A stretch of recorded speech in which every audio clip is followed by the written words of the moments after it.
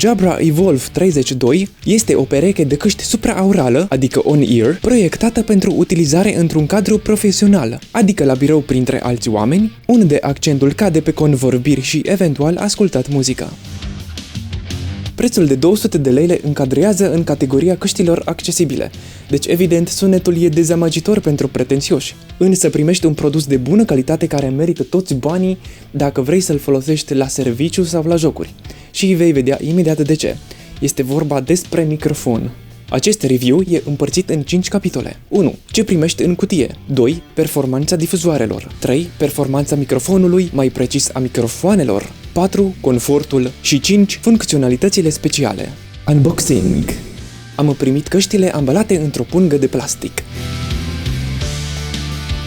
În interior găsim o husă neagră foarte utilă pentru transport și, desigur, instrucțiunile de utilizare. Te încurajez să citești cel puțin foaia aceasta. În interiorul husei stau așezate foarte frumos căștile protejate de șocuri de acest burete pe care cel mai probabil nu-l vei mai pune la loc niciodată.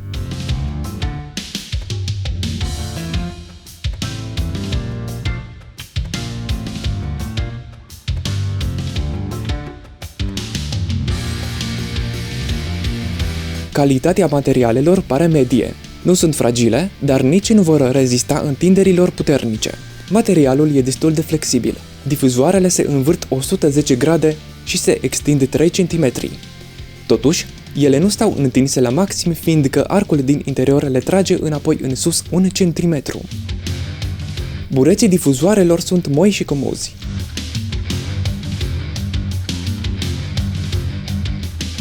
Aspectul general e elegant. Pe spatele fiecărui difuzor găsim inscripționată sigla Jabra.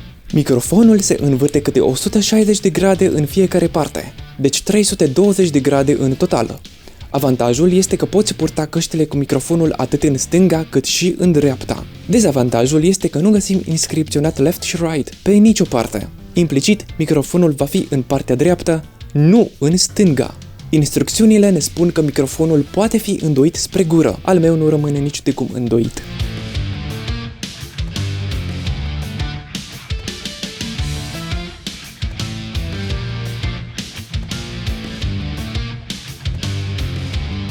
Căștile sunt conectate printr-un cablu jack TRRS de 3,5 mm la acest controller, care se conectează la calculator sau laptop prin USB. Poți deconecta căștile de la controller și să le conectezi direct la PC sau Mac prin mufa jack.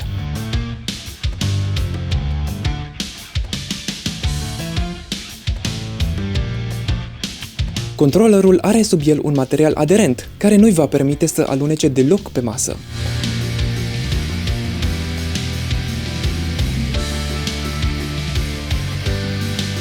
Are 4 butoane utile: acceptare apel, care are și un LED verde, incrementare și decrementare volum difuzoare, mute-unmute, care are LED roșu. Sunet. Începem cu calitatea sunetului difuzoarelor. Dacă nu ești obișnuit cu boxe sau căști de înaltă fidelitate, când vei da drumul la muzică în căștile acestea vei auzi un sunet foarte bun. Evolve 30 reproduc o gamă largă de note, de la bas la înalte. Și chiar se aude bine, mai ales basul. Totuși, claritatea este doar medie. Am căști mai ieftine care se aud mai clar. De asemenea, este esențială amplificarea, respectiv placa de sunet și mufa în care le conectezi, dacă le conectezi prin jack. Dacă le conectezi prin jack la mufa din față a carcasei calculatorului meu, sunetul e jalnic, e neclar și distorsionat. În aceeași mufă se aud mult mai clar căștile de la telefon. Dacă le conectezi prin jack direct în mufa plăcii de bază din spatele calculatorului, atunci sunetul e foarte bun. Menționez că placa mea de bază are cel mai bun codec audio integrat disponibil la momentul actual, și anume ALC 1220 VB. Căștile pot duce puțin mai mult decât acest codec, iar dacă vrei un sunet mai bun, ai nevoie de o placă de sunet dedicată. Am conectat căștile și la 3 laptopuri, iar dacă ești curios de diferență, pune pauză și citește. Dacă le conectezi prin USB, acest controller joacă și rolul unei interfețe audio care asigură un sunet de înaltă calitate. Sunetul e mai clar prin USB decât prin jack conectat la placa de bază. Cel mai clar sunet l-am obținut conectând căștile prin jack la o interfață audio care e conectată la calculator prin USB. Se pare că amplificatorul de la M-Audio este superior celui de la controllerul căștilor, dar în acest caz pierd microfonul pentru o diferență mică de claritate. În concluzie, dacă vrei să folosești microfonul, cel mai bun sunet îl obții prin controllerul USB. Altfel, prin jack, calitatea sunetului depinde de performanța plăcii de sunet a laptopului tău.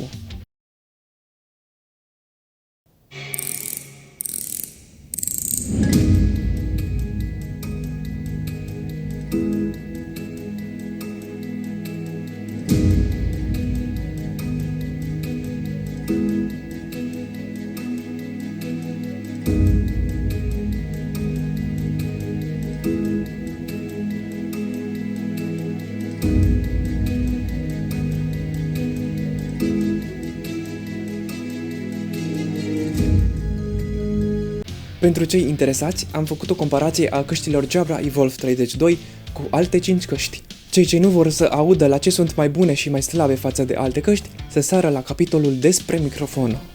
Lewitt HP710 se aud mult mai clar decât Jabra, cel puțin pe partea de medii și înalte. Basul e inexistent la Lewitt, în timp ce la Jabra chiar se aude. În funcție de conținutul pe care îl asculți, s-ar putea să preferi una sau alta. De exemplu, pentru jocuri eu aș prefera Jabra, iar pentru muzică instrumentală, Lewitt. Căștile mele de la Samsung Galaxy Note 9 se aud puțin mai clar decât Jabra, mai ales pe partea de înalte. În schimb, au puțin bas. Per total prefer Jabra fiindcă oferă un sunet mai plăcut. Căști ieftine de la Sony sunt asemănătoare ca sunet, dar Jabra are bas considerabil mai puternic, claritate puțin mai mare și reproduce puțin mai multe sunete. Căști ieftine de la Panasonic. Panasonic sunt mai clare pe partea de înalte, au un sunet diferit, dar distorsionează basul. Per total, aleg Jabra. Samsung Galaxy Buds Live se aud bine sau groaznic în funcție de driverul instalat pe dispozitivul de pe care asculți. Dacă instalezi aplicația Samsung Wearables pe telefon, atunci căștile se vor auzi foarte bine. Pe laptop, calitatea sunetului a fost foarte slabă. Căștile reproduc puțin mai clar sunetele înalte, dar cele joase sunt distorsionate, deși basul e accentuat. Jabra oferă un sunet mai clar și mai plăcut pe partea de medii și joase. Microfon. Dacă ai nevoie de căști pentru a vorbi la serviciu sau în jocuri online, atunci Jabra Evolve 32 va fi o alegere foarte bună, deoarece microfonul reduce aproape la zero sunetele produse de oamenii din jurul tău, iar cei care te ascultă te vor auzi numai pe tine, nu și bormașina vecinului tău. Până acum m-am înregistrat cu microfonul Zoom F1SP, care e proiectat pentru a înregistra fidel vocea umană. În continuare mă voi înregistra cu microfonul căștilor Evolve 32 ca să auzi exact performanța lor. Împart review-ul microfonului în două categorii. 1. Calitatea vocii pe care o înregistrează și 2. Cât de bine sunt reduse zgomotele din jur. Calitatea înregistrării. Microfonul e bună, dar nu excepțională. Se aud păurile puternice, iar claritatea e medie. Vocea se aude clar. Notez un detaliu mic. Îți auzi respirația de la vântul suflat din nas, dar ceilalți nu vor auzi nimic, fiindcă aplicațiile tip Zoom au noise reduction. Vântul e diminuat dacă atașezi un burete de lavalieră. Test 1, 2, 3, 4, 5, 6, 7, 8. Acesta este un test pe mufa jack în laptopul Dell. Test 1, 2, 3, 4, 5, 6, 7, 8.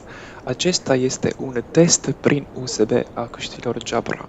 Hai să revenim la microfonul SG-H6. Se aude o diferență mare de calitate. Totuși, nu e corect să compari niște căști de 200 de lei cu un microfon de 1000 de lei. Dacă dorești să-ți înregistrezi vocea pentru un film sau videoclip pe YouTube, recomand un microfon extern dedicat. Hai să comparăm căștile Jabra cu Marantz Ampere, un microfon cu condensator proiectat pentru calculator. Mă înregistrez cu el chiar acum. Îl pun pe birou, la maxim jumătate de metru față de mine, pentru că așa ar trebui să-l folosească toată lumea.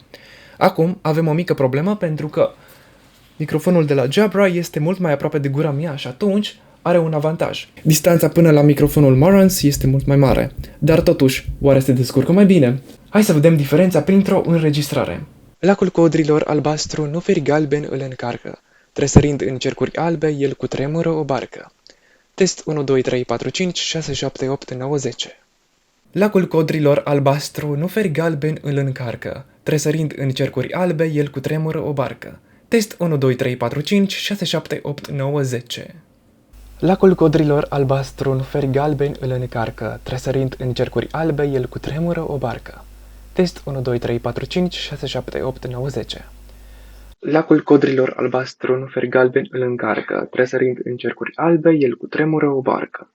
Test 1, 2, 3, 4, 5, 6, 7, 8, 9, 10. Lacul codrilor albastru, nu feri galbeni, îl încarcă. Tresărind în cercuri albe, el cutremură o barcă. Test 1, 2, 3, 4, 5, 6, 7, 8, 9, 10.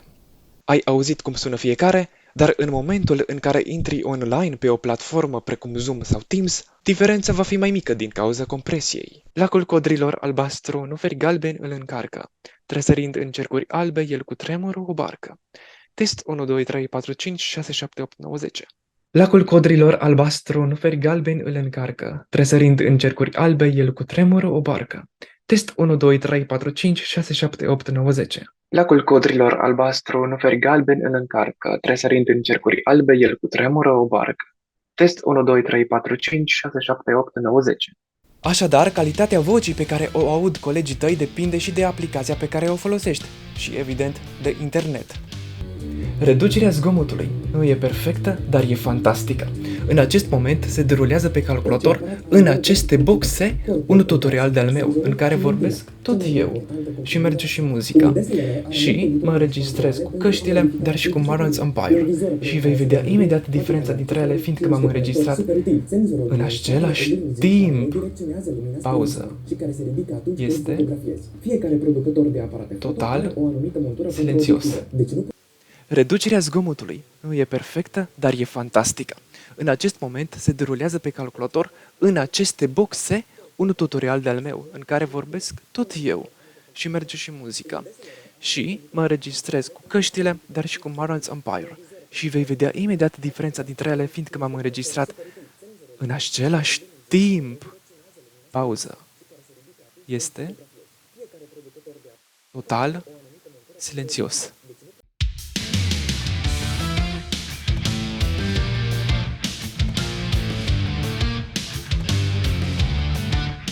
Așadar, dacă ai colegi vorbăreți la birou, microfonul căștilor le va reduce semnificativ volumul.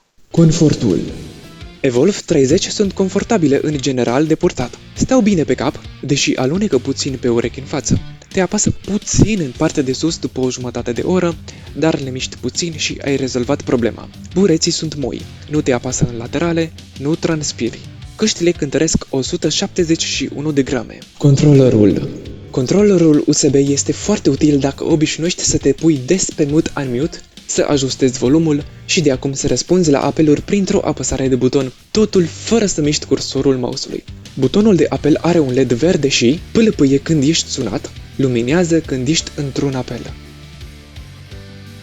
Butonul microfonului luminează roșu când ești pe mute și se stinge când nu ești pe mute. Setarea de mute-unmute se sincronizează cu Zoom, adică când te pui pe mute din Zoom, se aprinde LED-ul roșu de pe controller, iar când te pui pe unmute din Zoom, LED-ul roșu se stinge. Când te pui pe mute din controller, pe Zoom îți apare ție și celorlalți pe ecran că ești pe mute, iar când te pui pe unmute din controller, vei fi scos de pe mute și de pe Zoom.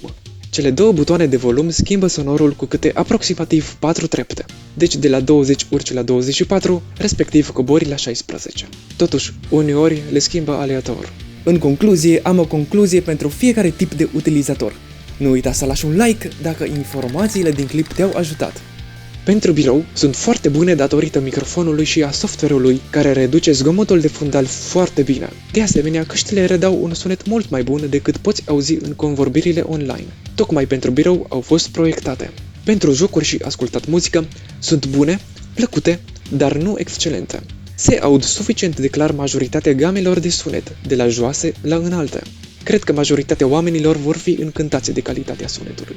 Pentru cei ce vor un sunet de înaltă fidelitate, nu sunt deloc satisfăcătoare și vă puteți da seama după preț. Când le compari cu căști performante, pretențioșii vor observa imediat că Evolve 30 redă muzica distorsionată. Pentru cei ce vor căști wireless sau Bluetooth, de ce te-ai uitat până aici? N-ai văzut că Evolve 30 funcționează doar pe cablu? La revedere și ne vedem în episodul următor cu 2 de da și 2 de nu. Ce ai zice să afli cum se asamblează un calculator?